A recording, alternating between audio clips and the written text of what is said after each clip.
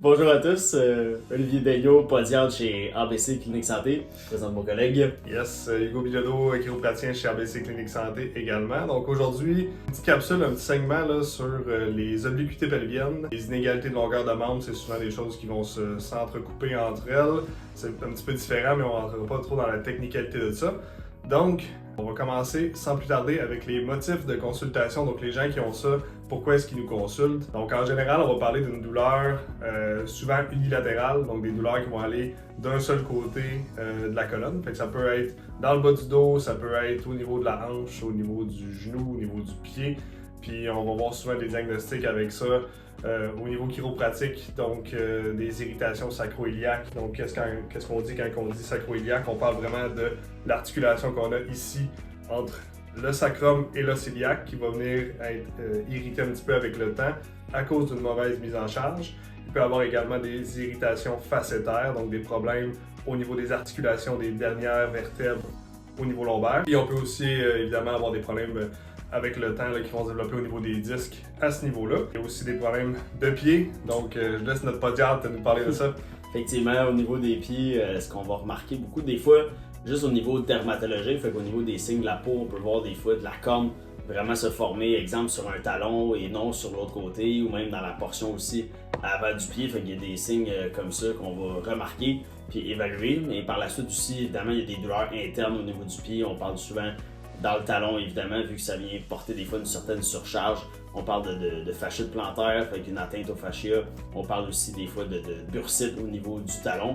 Et dans la portion avant du pied, les gens, des fois, vont se développer aussi des déformations, ce qu'on appelle souvent l'oignon ou la luxe abducto-valgus, qu'on peut remarquer des fois sur une jambe, des fois qui peut être plus longue, ou sur une jambe qui peut porter un petit peu plus de charge, ou même sur la jambe des fois plus courte. Fait que des fois, c'est différents facteurs qui peuvent être évalués, mais c'est des conditions fréquentes qu'on peut remarquer chez des gens qui peuvent avoir comme cause à ces douleurs-là un lien avec ce qui se passe dans leur bas du dos, d'où l'importance de la collaboration entre le podiatre et le chiropraticien. Sinon, côté analyse, qu'est-ce qu'on fait en pod pour aller analyser ça, mon cher?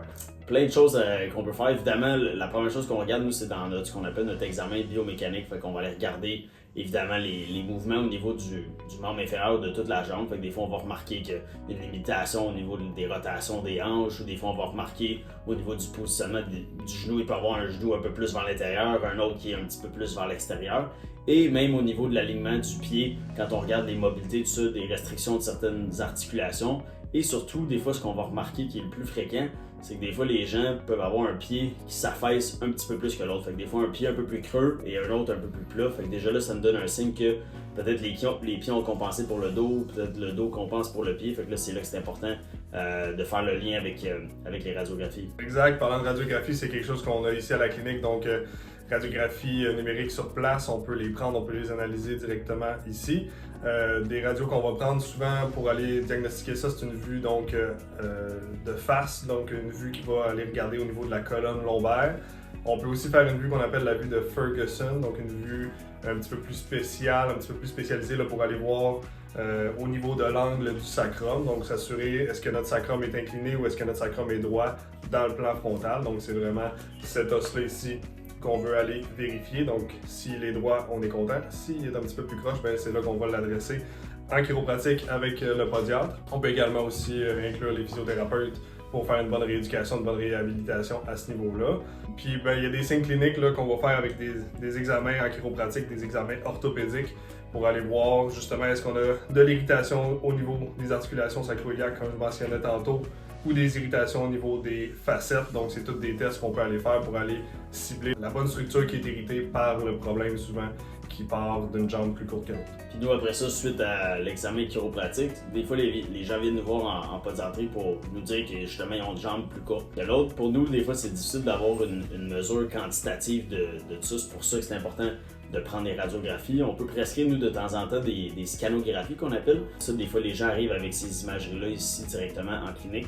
Ce qui est important de comprendre par rapport aux radiographies que le chiropraticien ou la chiropratienne va prendre, des radiographies souvent qu'on va prendre debout en charge. La scanographie, elle, c'est un examen en fait que la plupart du temps qui est fait couché. Donc c'est une mesure vraiment ce qu'on appelle structurelle. Fait qu'ils vont mesurer, exemple, la longueur du fémur, la longueur du tibia. On arrive à des fois des mesures qui peuvent être égales ou des mesures qui peuvent être différentes. Et c'est là que c'est important de faire l'examen debout parce que la plupart du temps, les gens, c'est rare que ceux qui ont ces conditions-là de différence de longueur de jambe vont avoir des problématiques en étant couchés ou assis. Ça va souvent être des problématiques quand les gens sont debout pendant une certaine période de temps. D'où l'importance de faire l'analyse debout parce que la mesure peut être exactement la même, votre longueur, votre différence de jambe qui peut être structurelle, mais quand on parle de fonctionnel, ça c'est quand on est debout, là, il y a des compensations tissulaires de différents muscles, de différents tendons, différents ligaments, ou la compensation justement des pieds que je parlais un petit peu plus tôt qui peuvent être différents.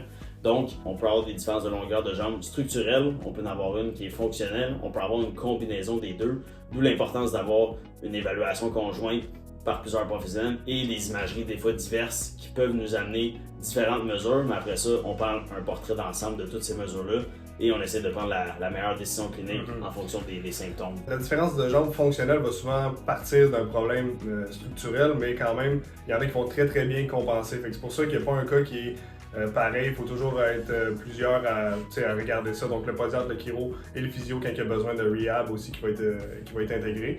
Donc c'est vraiment une prise en charge interdisciplinaire, c'est super important, c'est du cas par cas. Puis c'est pas parce qu'il y a une inégalité de longueur non plus qu'il y a nécessairement des symptômes, c'est pas qu'il faut l'adresser non plus. Ça dépend vraiment des gens. Fait que si, exemple, vous faites une scanographie, vous avez déjà quelqu'un qui vous a dit avec une autre imagerie, j'ai 5 mm de différence entre mes jambes, c'est pas nécessairement grave, ça veut pas dire que c'est un problème, ça veut pas dire que c'est nécessaire à traiter.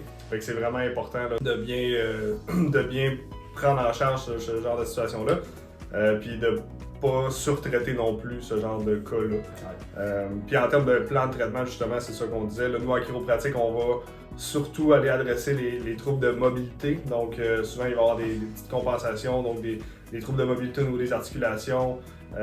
Comme on disait tantôt, une mauvaise mise en charge, ça amène souvent plus d'inflammation, plus d'irritation. Fait qu'on va gérer l'inflammation en premier, donc pour soulager. Après ça, on va travailler la mobilité. Et après ça, là, on va travailler avec le podiatre pour aller faire une élévation, aller rajouter une petite talonnette au besoin dans l'orthèse plantaire. Si on n'a pas besoin d'orthèse, on n'en met pas non plus. Fait que ça dépend vraiment d'une personne à l'autre. Puis évidemment, il y a un suivi là, dans le temps qui se fait. Donc on commence à soulager, puis après ça, on s'assure que ça tient bien dans le temps. On fait un suivi préventif avec le podiatre également, pour s'assurer que le patient tolère bien l'élévation au niveau de son orthèse. Oui, puis justement, on utilise la plaque de pression parce que ça nous permet de valider quantitativement justement s'il y a une surcharge sur la jambe un petit peu plus courte, sur la jambe un petit peu plus longue. Puis même nous, ça nous permet de mesurer aussi nos différents traitements parce qu'en général, quand on met une élévation, c'est parce que souvent, des fois, les deux pieds vont être relativement similaires. Donc des fois, effectivement, à ce moment-là, on a des fois pas tout le temps besoin d'orthèse dépendant de la condition du pied parce qu'on va juste venir essayer d'élever pour rebalancer ce qu'on voit sur les radiographies. Tandis que s'il y a vraiment deux pieds qui sont asymétriques ou qui sont différents, ben c'est là que le support d'arche d'une orthèse plantaire peut venir en grande partie compenser cette différence-là. Alors des fois on a moins besoin d'élévation, mais tout ça, on le suit dans le temps, on le mesure avec la plaque de pression puis en collaboration avec nos collègues. Donc c'est pour ça aussi que souvent on va réévaluer ce type de conditions-là, des fois 6 mois, 1 an, 2 ans plus tard pour s'assurer que premièrement, on a toujours la bonne élévation, deuxièmement, l'évolution des symptômes, donc c'est sûr que c'est quelque chose qui est important de suivre dans le temps. Hugo, qu'est-ce qu'on fait avec nos jeunes, les plus jeunes qui peuvent avoir des différences comme ça? C'est sûr que idéalement, on essaie de le prendre le plus tôt possible quand on voit qu'il y a des déviations, surtout mettons en jeune âge avant la puberté, chez les jeunes hommes, chez les jeunes femmes, on peut voir aussi des petits signes visuels. Donc on peut avoir une épaule qui est plus basse, on peut avoir l'impression qu'on a une épaule qui est arrondie, une omoplate qui est un petit peu plus sortie vers l'arrière.